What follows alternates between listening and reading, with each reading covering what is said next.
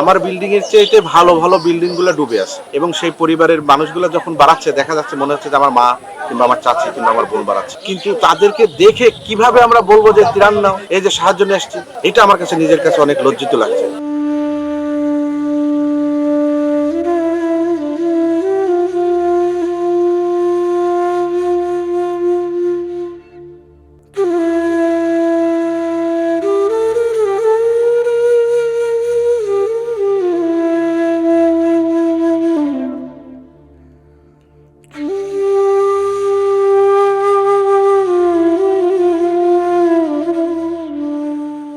আমি কিছুক্ষণ আগে ভিতরে গিয়েছিলাম, ভিতরে যেয়ে দেখি যে আমার বিল্ডিং এর চাইতে ভালো ভালো বিল্ডিং গুলো ডুবে আছে ওখানে, এবং সেই পরিবারের মানুষগুলো যখন বাড়াচ্ছে দেখা যাচ্ছে মনে হচ্ছে যে আমার মা কিংবা আমার চাচি কিংবা আমার বোন বাড়াচ্ছে।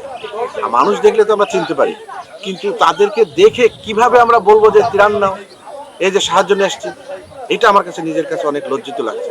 আমরা আসছি তাদেরকে সাহস যোগানোর জন্য যে আমরা আপনাদের পাশে আছি। আমরা শুধু কিছু তাদেরকে গিফট গিফট করছি।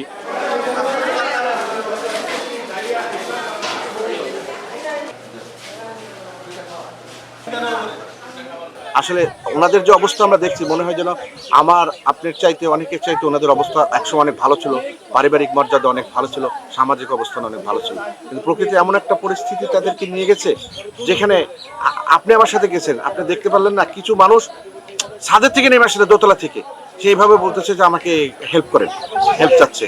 তাহলে এই যে বাস্তবতা, এটা কিন্তু বাইরের অনেকেই জানে না। আমি কিছুক্ষণ আগে যেটা দেখে আসছি, আমি আল্লাহর কাছে প্রার্থনা করছি, আল্লাহ তুমি এটা থেকে আমাদের সবাইকে হেফাজত করো। আসলে এরা তো ত্রাণ নেওয়ার জন্য, ত্রাণ নেওয়ার উপযুক্ত না, এরা আপনি সাহায্য করবেন সেই উপযোগ, এরাই মানুষকে অনেক সময় সাহায্য দিচ্ছে, সহযোগিতা করছে, জাকাত করছে, কোরবানি করছে। আমার মনে হয় অনেক ভালো ভালো ফ্যামিলি আমি দেখছি। আমার এক বন্ধু পাশে ছিল, সে বলল ও এটা ডুবার মতো বিল্ডিং, সেই বিল্ডিংটাও ডুবে গেছে। সেই বাড়ির মানুষও কিন্তু বুক সমান পানির ভিতর দাঁড়িয়ে আমাদের সামনে এসে আমাদের ছোট্ট একটা উপহার নেওয়ার জন্য আমাদের কাছে আসছে। আসলে ভাই আমার আর বেশি কিছু বলার না, আমার অনেক কষ্ট পাচ্ছে এই ব্যাপারটা দেখে। আমি সেই জন্য সবাইকে বলছি আপনারা ত্রাণ এগুলা বলে আপনারা ছোট করবেন না। আমরা এখানে আসছি তাদেরকে সাহায্য করার জন্য, যে তোমরা একা না, তোমাদের সাথে আমরা আছি, পুরো বাংলাদেশ তোমাদের সাথে আছে, দেশের মানুষ আছে, সরকার আছে, সবাই আছে, তোমরা ভয় পেও না। হয়তো সাময়িক আল্লাহ তোমাদের কষ্ট দিয়েছে, ইনশাল্লাহ খাবার হয়ে যাবে। আসসালামু আলাইকুম। কুষ্টিয়ার যারা আসছেন তাদেরকে আন্তরিক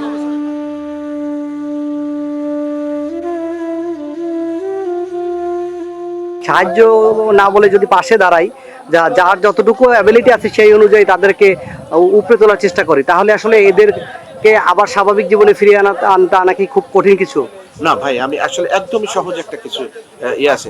ওনাদের কিন্তু নিজস্ব মেধা আছে, নিজস্ব অ্যাবিলিটি আছে। ওনারা এখন পরিস্থিতির কারণে, যেমন মনে করেন আপনি মাঝখানে গেলেন, উনি নৌকা নাই, উনি একটু সাঁতরায় আসতে একটু সময় লাগবে, ওনাদের পরিস্থিতি, ওনারা কিন্তু সাঁতার, ওরা কিন্তু এটা ঠিকই কাভার করে নেবে। আর আমি এখানে শুনছি আমার যে স্বেচ্ছাসেবক ভাই, আমার সাথে ঢাকা ইউনিভার্সিটির একটা ছোট ভাই ছিল, উনি বললো পরিচয় দিল, আর একটা কুমিল্লা বিশ্ববিদ্যালয় ছিল, ওনারা বললো যে এখানে ম্যাক্সিমাম গভর্নমেন্ট জবের ফ্যামিলি এগুলো, এবং ওনারা সব শিক্ষিত। আমি যে সাইডে গেছি, আমি নামটা বলতে পারতেছি না, যে ওনারা বলে সব শিক্ষিত এবং তাদের পরিস্থিতি আমি আসলে ভাইয়া বলতে কি, মানুষের তো পোশাক আর ফ্যামিলির বাড়ি দেখলেই তো বোঝা যায় যে কেমন ফ্যামিলি।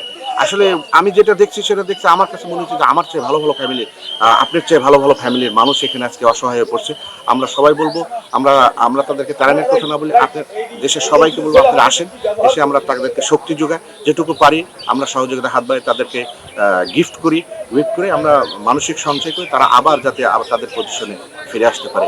আমরা সবাই এই কামনা করি। আপনারা সবাই আসেন, আপনারা আসেন, দেখেন, ভিতরে যান। আপনারা এসে শুধু শহরের অঞ্চলে কিংবা কোথাও এজেন্টের কাছে কিংবা স্বেচ্ছাসেবকের কাছে না দিয়ে আপনারা ভিতরে আসেন, প্লিজ ভিতরে আসেন। ভিতরে গেলে আপনার বাস্তবতাটা আপনি বুঝতে পারবেন যে এখানের বাস্তবতাটা কি।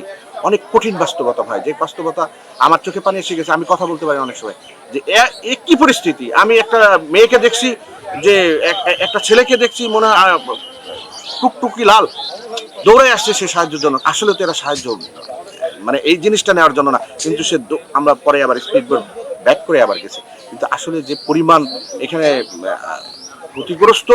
ক্ষতিগ্রস্ত হয়েছে, আপনারা সবাই মিলে আসেন, দেখবেন ইনশাল্লাহ খুব তাড়াতাড়ি দ্রুত এটা ঠিক হয়ে যাবে। আমি সরকারকে বলবো এখানে স্পিড বোর্ড নাই, আপনারা স্পিড বোর্ডে সরকারের পক্ষ থেকে স্পিডের ব্যবস্থা করেন, কারণ আমরা তো স্পিড বোর্ড আনতে পারবো না ভাই, আমরা তো ট্রলার আনতে পারবো না। আমরা দূর থেকে কুষ্টিয়া থেকে যারা আসবে তারা কিন্তু শুধু গিফট নিয়ে আসতে পারবে তাদের জন্য, কিন্তু স্পিড বোট ট্রলার যদি না আনেন আপনি কিভাবে পৌঁছাই দিবেন?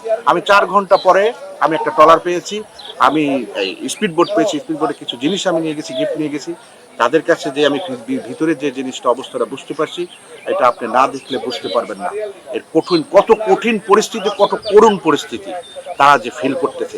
এক একটা মহিলা যখন বেরিয়ে আসছে মনে হচ্ছে যে আমার মা বেরিয়ে আসছে, এক একটা মেয়ে যখন বেরিয়ে আসছে মনে হচ্ছে যে আমার ফ্যামিলির বোন বেরিয়ে আসছে, আমি এটা ফিল করছি।